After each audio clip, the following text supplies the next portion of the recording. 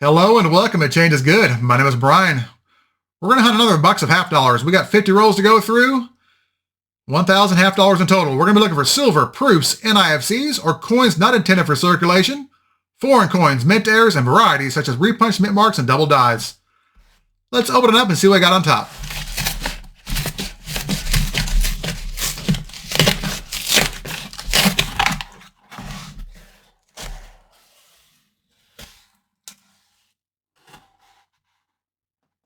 Nothing out of the ordinary. All right. Now let's get into the rolls. Roll number 5. We're on the board. Here we have a 1987 D. This year was only made for mint sets, so it's pretty scarce in circulation, has a low mintage of around 2.89 million for both the P and D mint marks. We found one about 2 boxes ago, I believe, but it wasn't in this good a shape, so this will definitely upgrade it. It's a great find. Let's keep going. Roll number 9. We have an NIFC. This one's a 2009 D with a mintage of 1.9 million. All right, let's go back to the box. Roll number 14. We have another NIFC. This one is a 2003 P with a mintage of 2.5 million. Got some circulation we're on it too, but that's all right. Let's keep going. Roll number 19. We have another NIFC. This one's a 2007 P with a mintage of 2.4 million.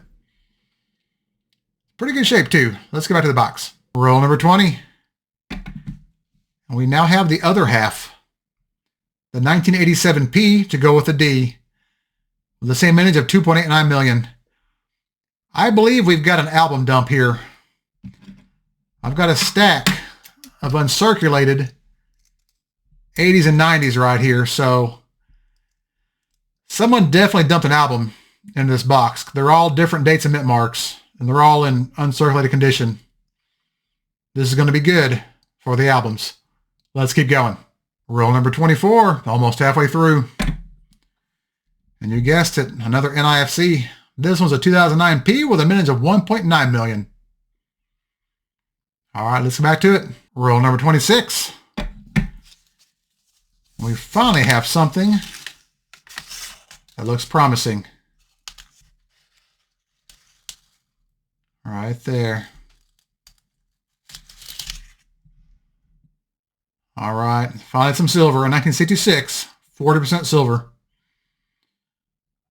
All right, let's keep going. Same roll. We have an NIFC. The 2003 D with a mintage of 2.5 million. All right, let's keep going. Roll number 30, and folks, this roll is epic. Let's start off with an NIFC. This is a 2007 D with a mintage of 2.4 million. Now we've got a variety. Let's go to the scope. Under the scope are the reverses of 2 different 1973 Ps. The top example is the regular die. The bottom example is DDR number 1 on Variety Vista. As you can see, the lettering is a little bit thicker, and if you look at the bottom stairs with S's, they're more rounded and wider on the bottom example versus being thin and sharp on the top example. And if you're still not sure you have this variety, you can get up close and look for notching at the bottom right corners of lettering in the words States of America, and splitting here at the bottom serif of the second S in States. Here is the third find from that roll. Can you see them?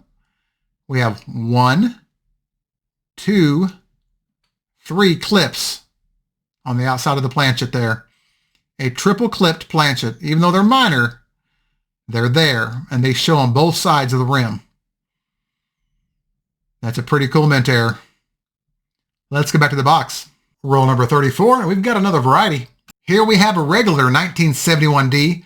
Look at the thickness of the lettering and the motto and the date on both sides of the coin, and take a snapshot of it in your mind. Now compare this with this example. See how much thicker the lettering is here on the motto and the date?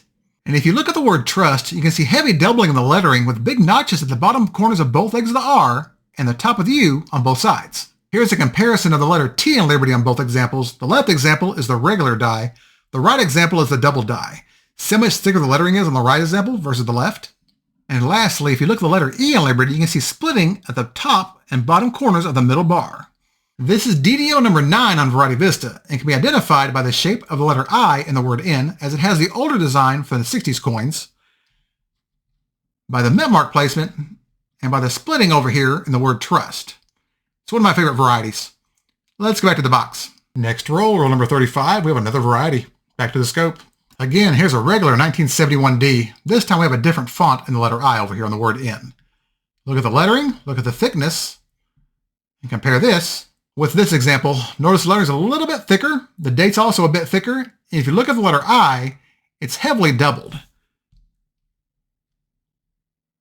You can see right there the split serifs.